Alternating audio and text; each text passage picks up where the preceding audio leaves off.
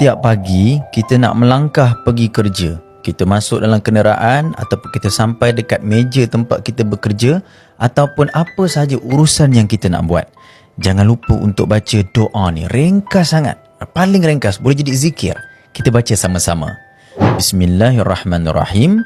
Rabbi yassir wala tu'assir, Rabbi tammim bil khair.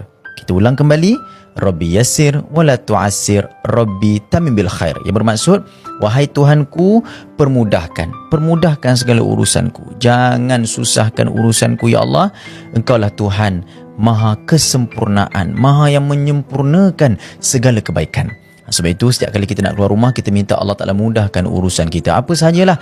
Dan sebenarnya apa sahaja yang kita nak buat bermula daripada mindset kita. Kalau kita minta kepada Allah, Allah bagi mudah, Allah bagi lapang segala urusan, perjalanan kita akan mencapai matlamat yang Allah Ta'ala redha. InsyaAllah segala urusan kita dipermudahkan oleh Allah Subhanahu Wa Ta'ala. Amalkan, pasti mustajab.